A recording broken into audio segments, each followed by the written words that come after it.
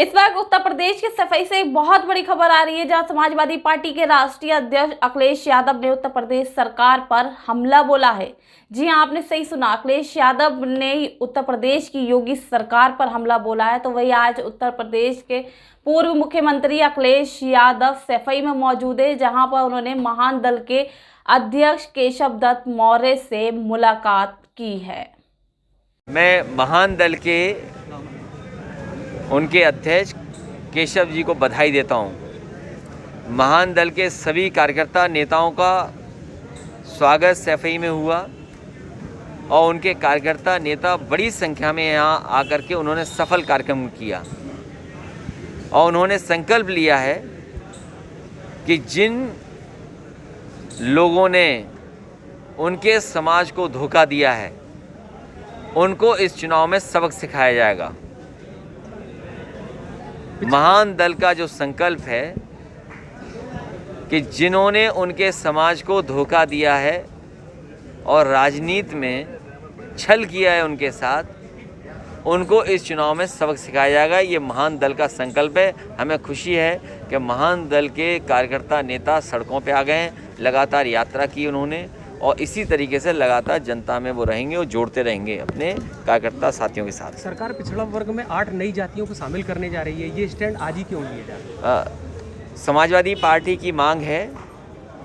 Samajwadi party का मानना है कि सभी जातियों को गिन लिया जाए और जातियों के आबादी के हिसाब से उन्हें हक और सम्मान मिल जाए। किसानों पर जो मुकदमे दायर किए गए थे पुआल जलाने पर, धान की पुआल, अब सरकार कह रही कि इनको वापस लिया जाएगा। आज कल इस तरह की घोषणा हुई है। जितना किसान अपमानित हुआ है भारतीय जनता पार्टी की सरकार में, इतना किसान अन्नदाता कभी भी अपमानित नहीं हुआ होगा। अन्नदाता जो न केवल पेट भरता है बल्कि अपनी मेहनत से कपड़े भी पहनने का मौका देता है।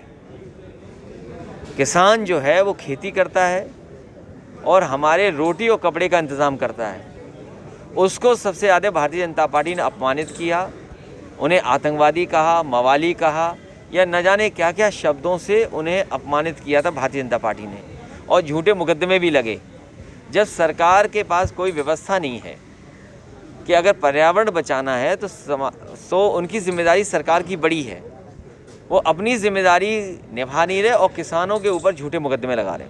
पिछली सरकार में बताया गया, सरकार कह रही कि पिछली सरकार में लाठियां बजाई गई थी और गैस नहीं मिली थी, जबकि इस बार उज्ज्वला में उन्होंने फ्री निःशुल्क गैस बांटी। उज्ज्वला का नाम बुज्जुला कर दीजिए, क्योंकि जितने भी उज्ज्वला वाले थे अब उनके जो स्टोव थे बुझ गए हैं। ये उज्ज्वला नहीं है, बुज्जुला है और गरीबों को धोखा दिया था इन्होंने। पहले सस्ता सिलेंडर दिया, फ्री दिया और अब बताइए सिलेंडर की कीमत क्या है। भारतीय जनता पार्टी को गांव-गांव माताओं बहनों से माफ़ी मांगनी चाहिए कि जिस तरीके से उन्होंने सिलेंडर, डीजल, पेट्रोल महंगा किया है। राष्ट्रीय अध्यक्ष जी, यूपी में इस समय नाम बदलने की कवायद बहुत चल रही है, क्या लगता है कि अब भारतीय जनता पार्टी वोट के लिए नाम बदलने की प्रक्रिया? मैं आपसे कह रहा हूँ कोई लखनऊ मत जाना, और लखनऊ अगर आप गए और मुख्यमंत्री जी को पता लग गया तो ज़रूरी नहीं उसी नाम से आप वापस आओ लखनऊ से, क्योंकि हमारे मुख्यमंत्री जी का रंग रंगाना और नाम बदलना ये नया फैशन है। क्योंकि काम किया नहीं है, चुनाव में जाना है तो किसी भी मोहल्ले का नाम बदला जा सकता है, किसी भी गांव का नाम बदला जा सकता है। और आप लोग अगर गलती से लखनऊ चले गए और पता लग गया कि आप लोग इटावा से आए हो तो आपका नाम नया जरूर पड़ जाएगा और बदल दिया जाएगा नाम। 22 के इलेक्शन में और कितने ऐसे दल हैं महान दल जैसे जो आपके साथ, जो दल आना चाहेंगे और जो दल समाजवादी विचारधारा से मिलते जुलते हैं और जो भारतीय जनता पार्टी को हराना चाहते हैं, उन सभी दलों को साथ लाने की कोशिश लगातार पार्टी की रहेगी। युवाओं के लिए क्या संदेश आपका होगा? मैं नौजवानों से कहूँगा उनके अपने भविष्य के लिए, रोजगार के लिए, नौकरी के लिए, काम के लिए और समाज बदले, देश बदले, प्रदेश बदले, उसके लिए समाजवादी पार्टी के साथ जुटें। यही विचारधारा है जो डॉक्टर बाबा साहब अम्बेडकर की विचारधारा, डॉक्टर राम मनोहर लोहिया जी की विचारधारा, इन दोनों विचारधाराओं से ही समाज को, देश का भला होगा, उसके साथ जुड़ें।